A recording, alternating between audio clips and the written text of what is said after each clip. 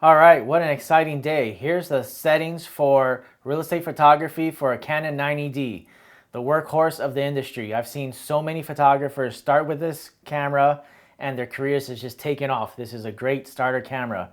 The great setup is a Canon 90D with a 10-22 lens. There's a few things that you need to know about this camera before setting it up. First, you'll need a bubble leveler that you put into your hot shoe. Reason being is the Canon 90D, the electronic leveler, doesn't have a tilt axis leveler. So you'll need a bubble leveler to make sure that your camera is level at all times. Also, the 10-22 lens does not come with a lens hood. You'll have to buy a lens hood and then make sure that you attach it to your lens. That way you block any light from coming into the camera at all.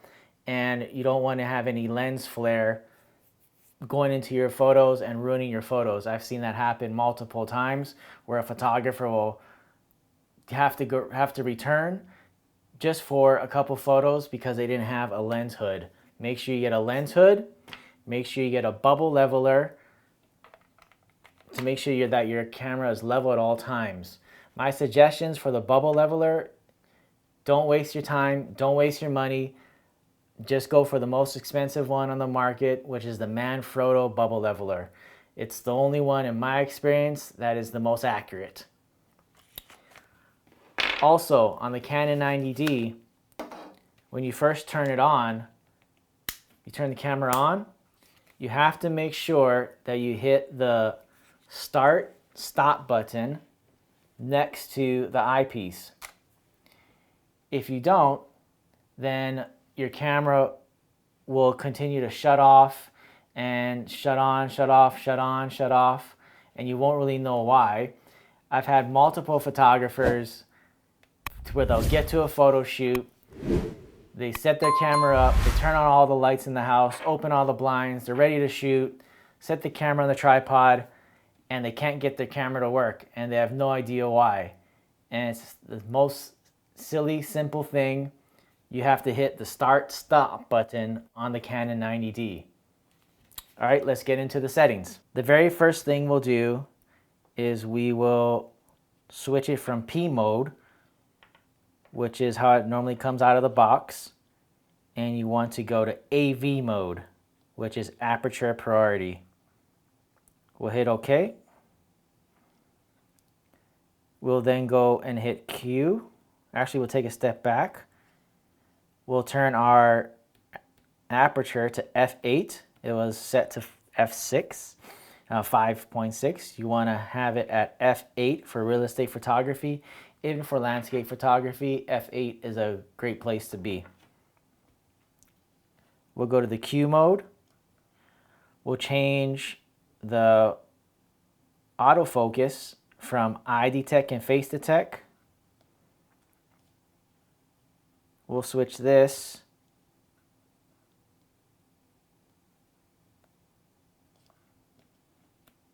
to 1 point AF. Now you can see that 1 point there. Hit the Q mode again. One shot is good for AF operation.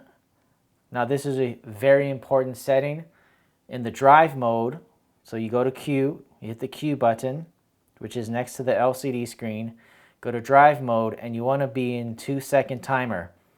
Here's another setting that I run into all the time, especially with new photographers, or sometimes photographers have been shooting for a while and they just forget for some reason. They will have their camera in single shot and their camera won't bracket. It won't shoot auto exposure bracketing. Your camera drive has to be in 2-second timer for exposure bracketing to work.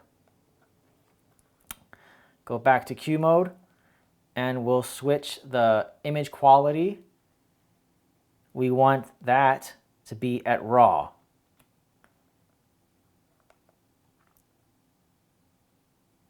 We'll go to hit Q mode again.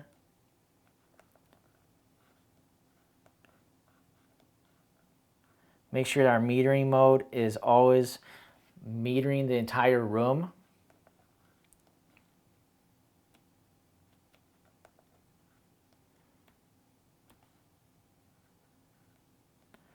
We'll go to auto white balance. This is a very important setting. A lot of photographers overlook this setting and they're not sure why all of their photos look yellow. Reason being is because their auto white balance is on standard. You want to have your auto white balance on white priority.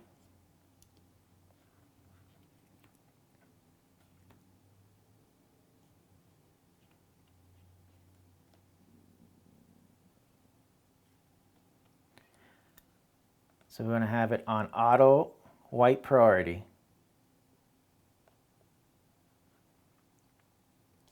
Now let's go into the menu. The very first thing you want to do once you get into the menu is you want to go to the gear icon and turn off auto power off. This is the most annoying setting. If you don't turn this off, your camera will turn on and off every time you just step away from your camera just to make a slight adjustment to a light or a chair or a towel or anything. You need to turn this off. You want to have your camera stay on all the time. Turn your monitor brightness all the way up. That way you're able to see your LCD screen when you're photographing exteriors. Make sure that your, whoops, what happened there? Make sure that your date and time is set on the proper date and time. That way if you need to search for a photo 3 months from now, 6 months from now, you can sort it by date and time. It kind of narrows down your search. Very helpful. Make sure it's on your time zone.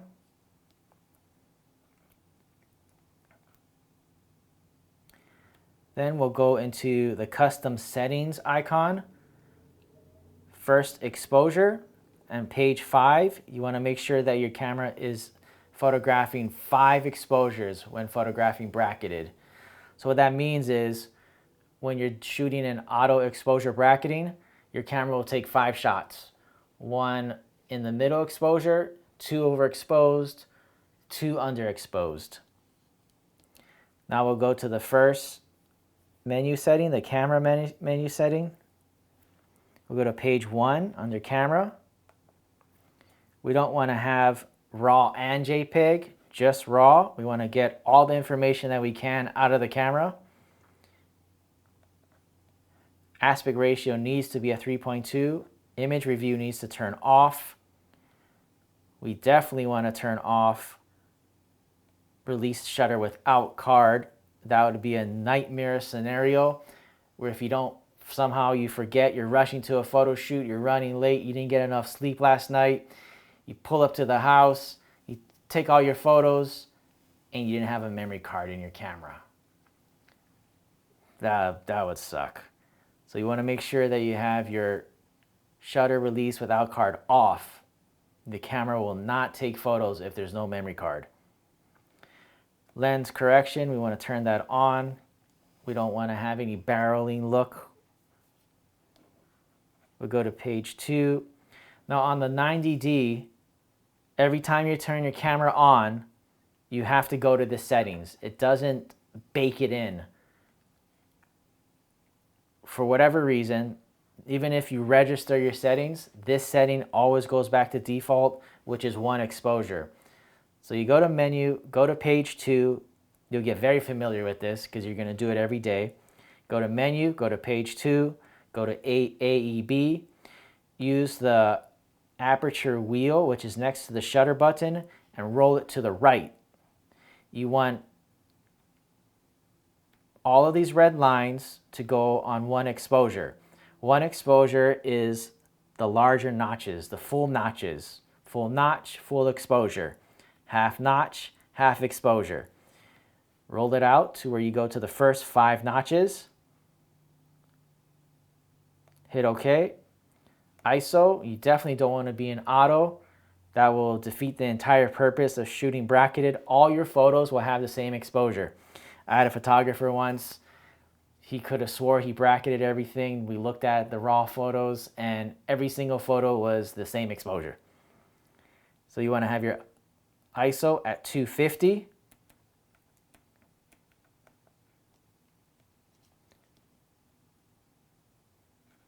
Everything there looks good. White balance. This is another way to adjust the white balance as well. So you can go to page 3, white balance, auto white balance, hit info, and you go to auto white balance, white priority. If you do not do this, all your photos will look yellow, and it'll be very hard for your editor to then save the coloring in the photo. They'll have to do a lot of heavy editing and will then really decrease the quality of the photo. So make sure that you have an auto white balance, white priority. Here are probably the two most overlooked settings when it comes to cameras in general. On page 3, color space. You do not want to have your camera in sRGB. This is something that people overlook or just don't know about. You're only getting a fraction amount of the color information in your camera when you're in sRGB. By making this small setting, you will separate yourself from the masses.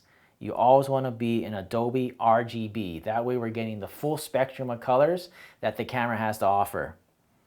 Here's another widely overlooked settings, picture style. You do not want to leave it in auto.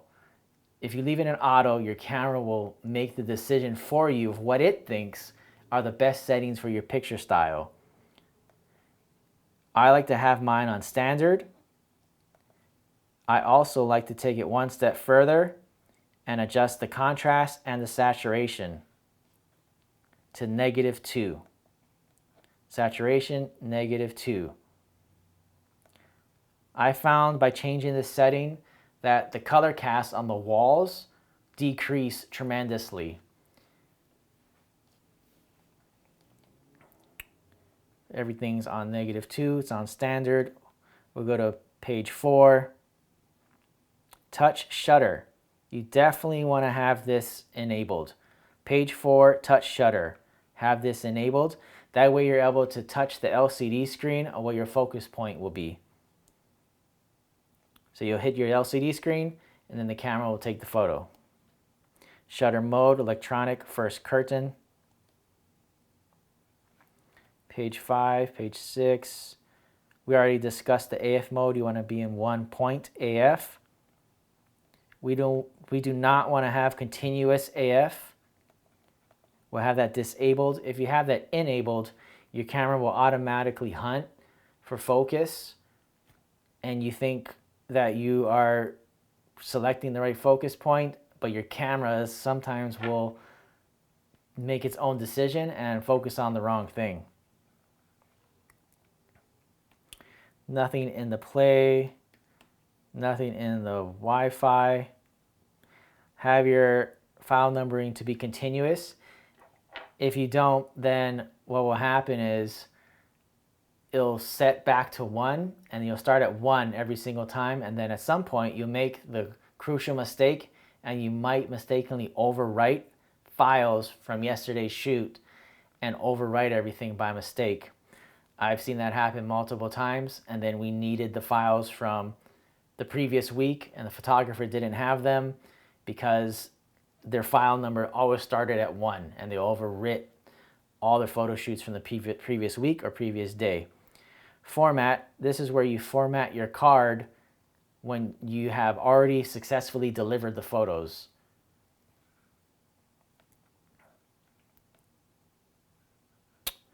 I like to have my beeps on. It's nice to get audio feedback. Sensor cleaning. It's nice to have, this is a nice thing that Canon does, auto cleaning. Every time it turns on, turns off, the Canon cameras do some type of internal auto cleaning of the sensor, but you always want to clean your sensors every 3 months manually.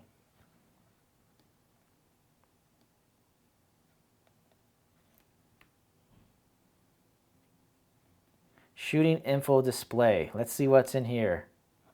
Screen display.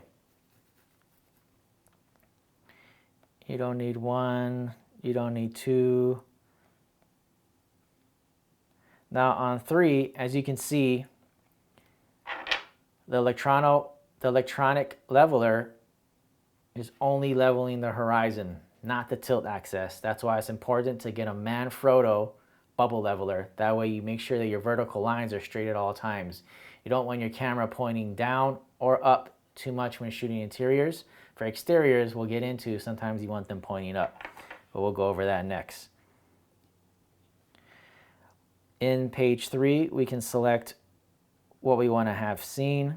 We'll actually get rid of the electronic leveler because it's just a distraction. It's actually not helping you much. In this instance, for every other camera, it's a mandatory setting. I like to have the basic shooting info displayed. That way you know that you're always in aperture 8. When you're moving around trying to get through a house fast, you might accidentally bump your aperture wheel and change the aperture setting. So make sure that that is always displayed. We'll click OK. I like to have a completely clean display. That way I can see everything that's in my composition.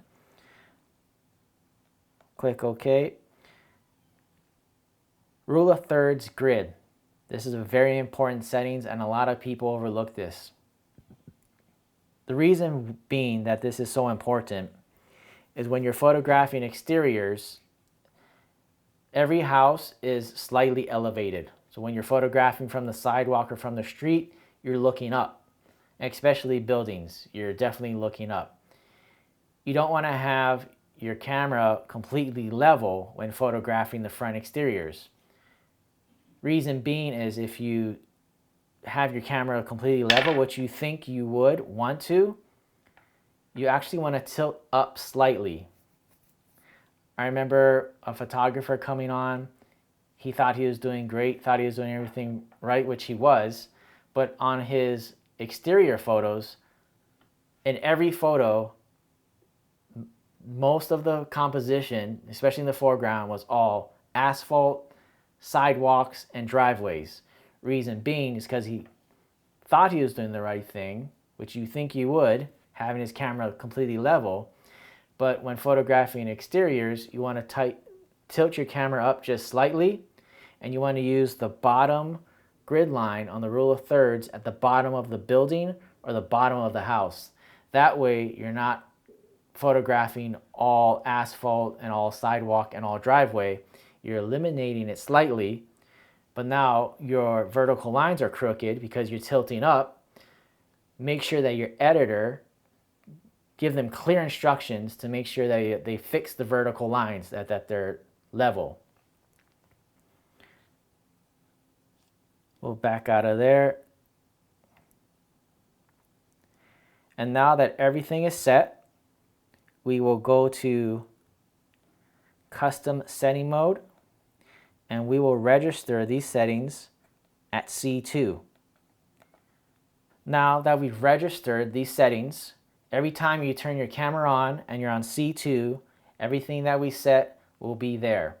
So if you want to photograph your kid's game and you want to shoot some sports, you're going to have to change your settings.